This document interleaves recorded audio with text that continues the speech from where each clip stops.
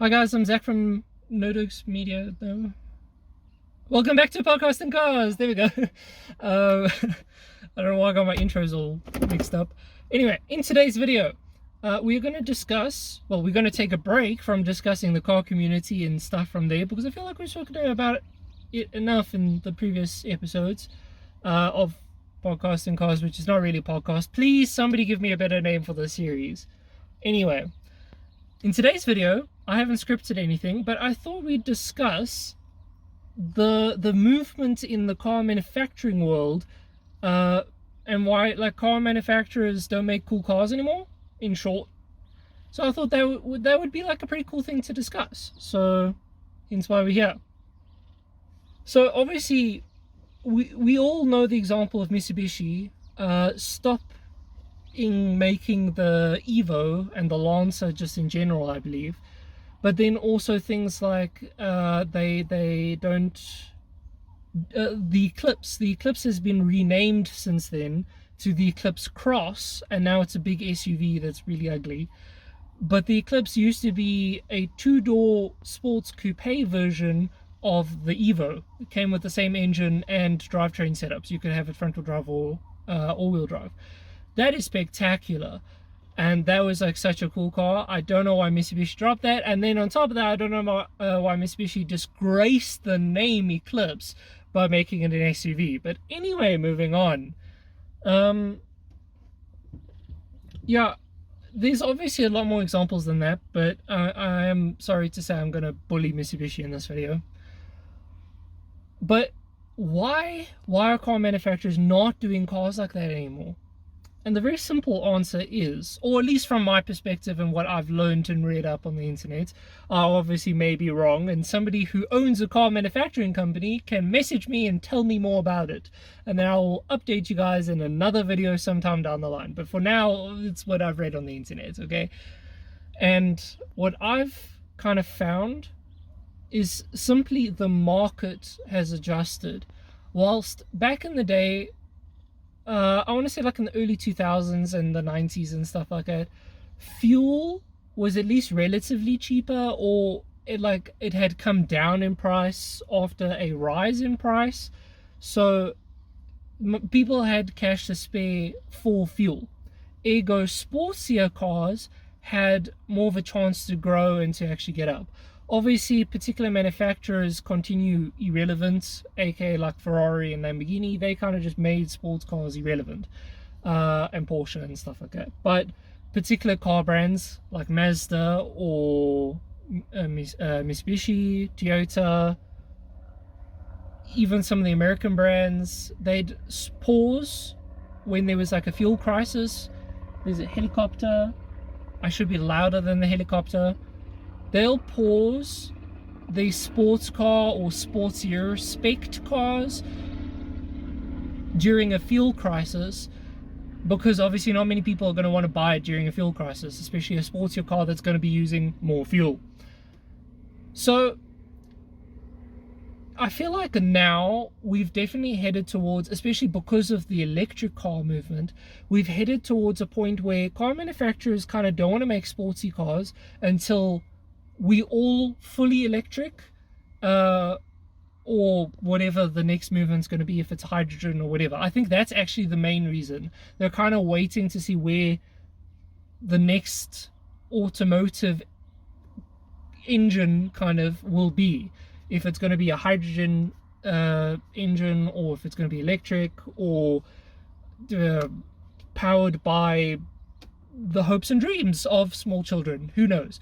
But I think that they're kind of just waiting for that to happen, and then they're going to start making sports cars again. Whilst for now, everyone's kind of put a pause on it. I know, with that being said though, obviously there has been the recent burst from at least the Japanese companies of people doing their last hurrah before petrol-powered engines go away. But my meaning is, if you look over the past like 5-10 years of car manufacturing, there's basically been nothing. I mean, I suppose we did get the Camaro back in recent, since about like 2010. I think 2008 is when it was revealed. The Camaro came back, so that was cool. Mustangs always kind of have been around, same with Porsches and stuff. But my point being, BMW, for example, so that I'm not always using Japanese car brands. BMW used to make more sportsy stuff. In terms of, I mean, they had like the M1 in the late 80s, early 90s kind of thing. They also, I believe F1, they were in F1 up until the early mid 2000s, kind of there. That also plays a part, just by the way. They car manufacturers are going to pull out and move into Formula One depending on kind of where the fuel is and the technology of what engine you can run. I know Audi is currently doing that. They've said they want to enter Formula One in 2025, which is when Europe as a whole is supposed to move into the electric car side of things, which means that all of their technology will be on the electric side, meaning that they can now enter Formula One. Because I think Formula One is actually supposed to move to be electric, which I know we already have Formula E, so I don't actually know what's going to happen in that front. I don't know, but my point being, car manufacturers have basically stopped making all the fancy cars because of the current climate on where cars are supposed to stand. It's very difficult to make a sports car because for the manufacturer, the amount of tax, I believe, that you have to now pay to offset your carbon footprint because you're making sports cars, instead of, for example, Toyota making just a small little hatchback or a hybrid of some form. And now, is there another helicopter? What is happening that we need all these helicopters? Instead of Toyota making a hybrid or fully electric, the little small, oh, why have I got burpees?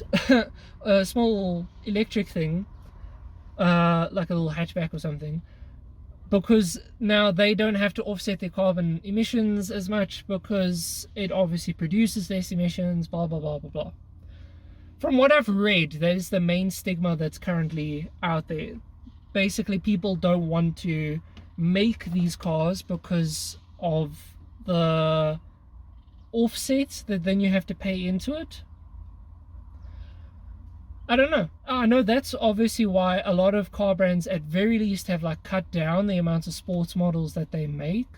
I mean, if we look at Audi, for example, now, Audi used to make like an RS version of every single tiered car that they made.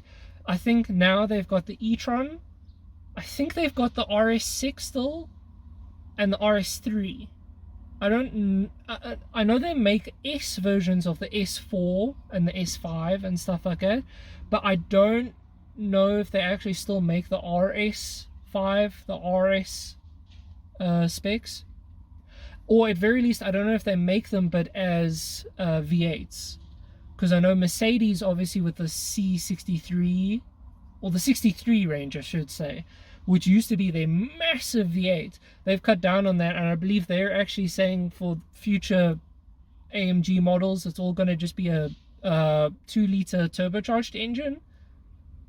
Which, if you want my honest opinion, this is going to be a slight side turn here. I actually think this is going to be pretty dope for all the tuner guys, because think about it this way. A lot of the really cool tuner engines that the guys use are 4-cylinder, like basically 2-liter 4-cylinder turbos that then, you know, you spruce up and slightly bigger turbo, whatever. The Evo's engine, the Mazda MPS engine that's used a lot, all the new MX-5s, even the older MX-5s, although it's not a 2-liter, but you guys get my point. 4-cylinder, chuck a turbo on the side, and it's like big horsepower numbers, relatively speaking. Inline 6s have stopped because V6s are apparently more efficient or something like that. Or I don't know if it's more efficient, but I think... I'm not going to comment on that. I need to do more research on that. Let me put it that way. There was a stray hair, sorry. Someone can actually leave in the comments, why have car manufacturers moved from inline 6s to V6s? I remember it somewhere, but it's gone out of my head now. It also kind of plays into why car manufacturers are making only auto, not manuals.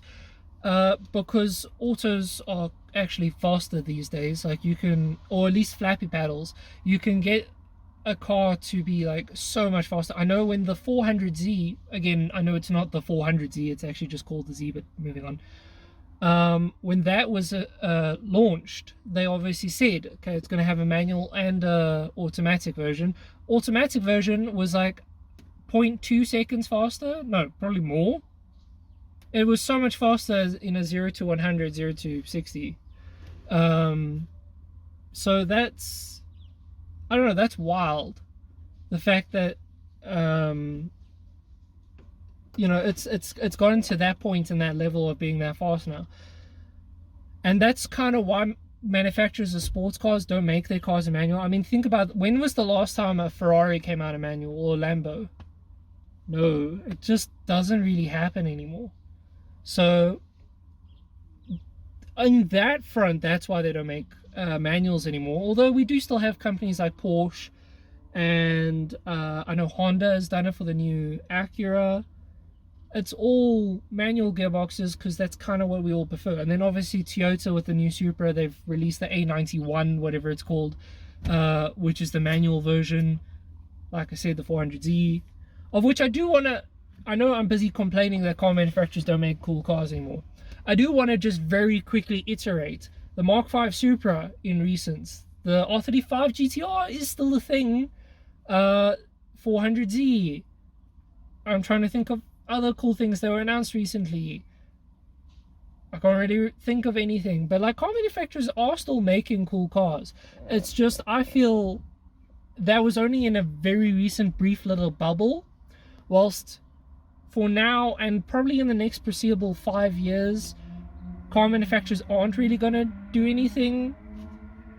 Somebody's hammering it. Car manufacturers aren't really going to do anything anymore in terms of the sportier stuff, because they're kind of waiting for the technology to be there or not. Again, with this being said, obviously Toyota they've got the manual gearbox for electric cars now. So I mean, we do have car manufacturers and car companies now working towards and pushing towards making electric more fun and stand out against one another, because that's the biggest problem with electric right now.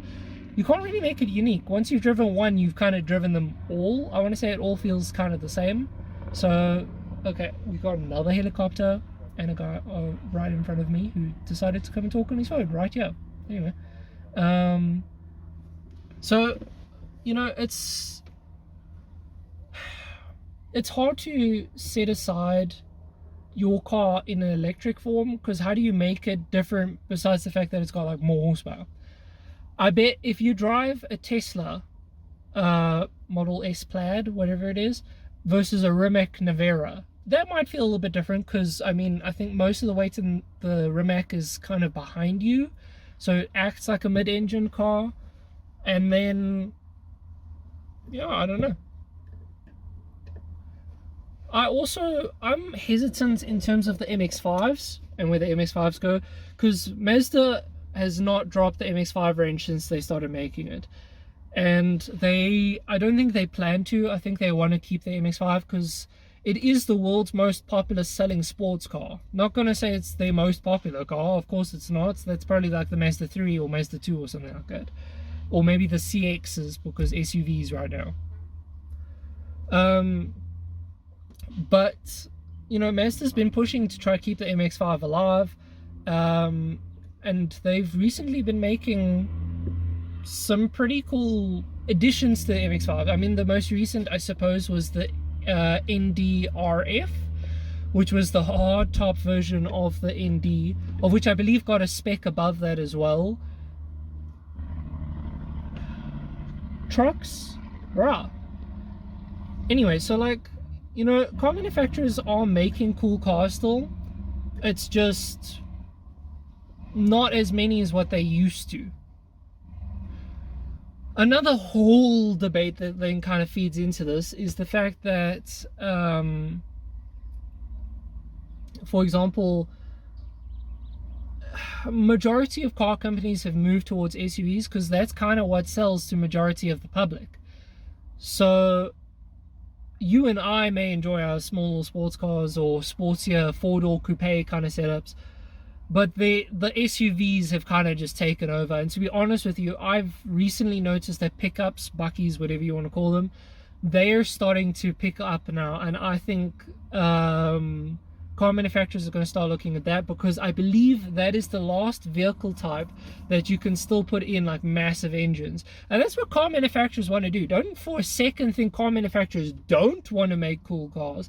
Car manufacturers do want to make cool cars, or I suppose most of them, maybe not all of them, but most of them still want to make really cool cars with nice big meaty engines and stuff like that. So that is why most of the car manufacturers have moved towards SUVs or pickups, whatever, because you can still chuck a big meaty engine in without, you know, too much what do we call it, too much hit back from the government.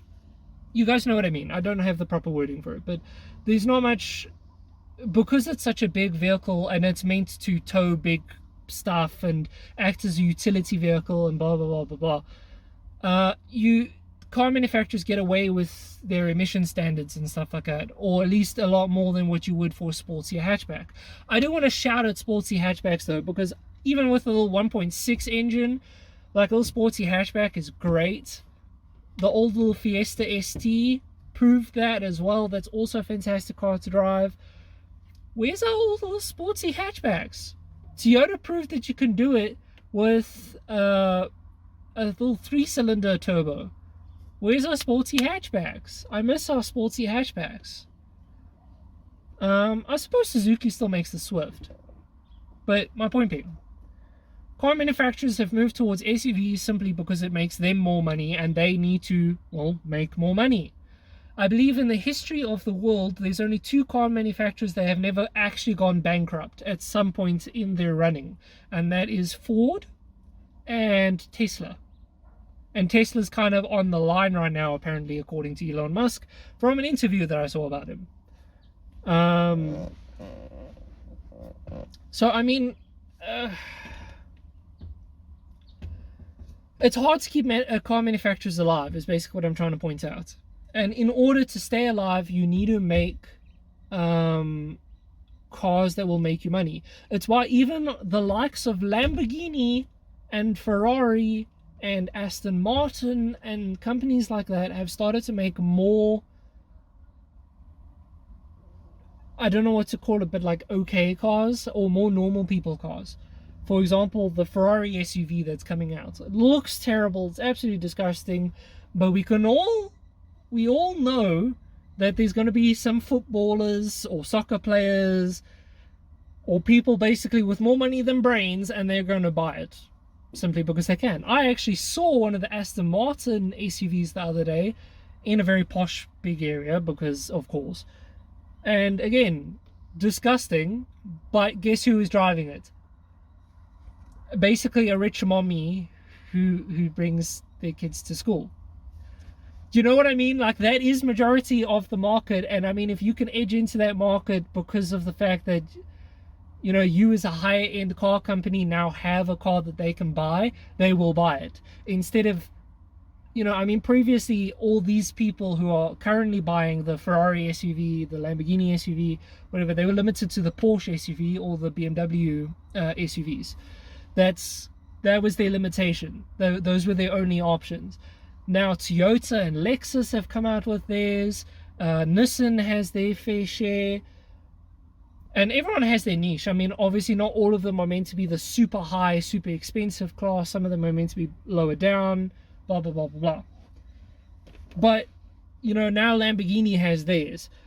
You know, and I can imagine, oh yes, the guy that has 6 Lamborghinis in his garage already, and like a couple of Ferraris and whatever, he's going to look at it and be like, oh yes, you know, I'm a fan of Lamborghini. Let me go buy the SUV so that my wife can drive that up and down to work and to drop the kids off at school, because they can.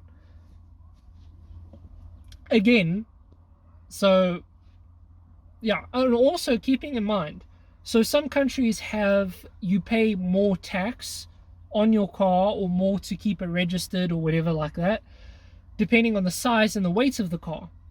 So this again implements the people who can afford SUVs are usually the more well-off people, which then again, if you play into, okay, well, if they're already well off, we can fit a bigger engine in it. And if we're fitting a bigger engine in it, then all the car companies with the fancier big engine cars, Lamborghini for example, will look at that and be like, okay, well, let's go put a V8 inside an SUV, and then we kind of fit into a market that is clearly with people with money, so they will keep you afloat, which is all fine. And I do understand Lamborghini's justifications on doing that. I hate it. I hate the car with a burning passion, but I do understand it.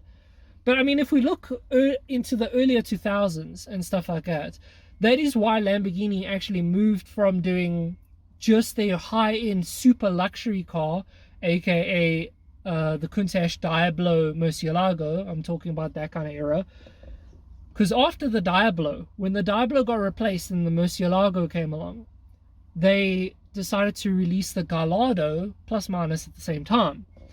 They did that because it's now got a smaller engine, which means smaller emissions tax on the company, but then it means that it's a slightly cheaper model that more people can buy. The company needs money, and that is the biggest thing on car companies in today's world. Companies need money. It's all about money. That's actually all it. I could have briefed this whole video down. I could have just started it and said it's because of money and then just killed the video there. There we go. In short, that is why car companies, they make these cars. They make unfun cars, basically, or what we deem as unfun cars, because it'll be an automatic, because that's what majority of the people want, especially if it's just a big daily driver, aka an SUV. They've gone to SUVs because that's kind of what the market is sitting at, and they need to earn money. In very brief, that is literally the whole situation of the car manufacturing world. Don't get me wrong, like I did state, obviously there are still fun cars about. My meaning is just the amount that there was has been cut down, and I meant to just try explain kind of why.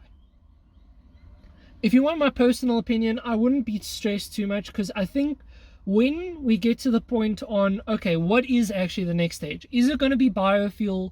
Is it going to be fully electric? Or is it going to be hydrogen? Or a mixture between those? Or something completely new, like I said, maybe off the hopes and dreams of small children. Once we figure out the fuel crisis, inverted commas, then I think car manufacturers are going to start looking and being like, okay, cool. Now that the fuel crisis is sorted out, maybe fuel prices have come down, inverted commas, because again, if it's electric charging stations, the price per unit that you're using, I don't know. But anyway, once that's all implemented, I think then car manufacturers are going to be like, cool, now we can start working towards fun cars again. And then they're probably gonna, at that point, they'll probably have a way to distinguish their cars to be different from other brands. In the electric field, I feel like hydrogen will feel a lot like this. I've not driven a hydrogen car. If you've driven a hydrogen car, please leave a comment down below. I'd like to know how it feels. But I feel like hydrogen still makes a noise and has a character, if that makes sense, whilst electric cars, the one that I drove had character and it was fun. But one of the things that I've heard in recent is once you've driven one electric car, they just all feel the same. So I want to know, okay, well, how are car companies going to make their electric cars stand against one another? And I think once that's been sorted, and again, when fuel's sorted out, then cars are going to be fun again. So I'm keen, and I'm very happy and keen to see kind of where the world has gone in this last little hurrah for petrol engines. I mean, we've got a new Honda NSX, we got the new Supra, we got the 400Z, we got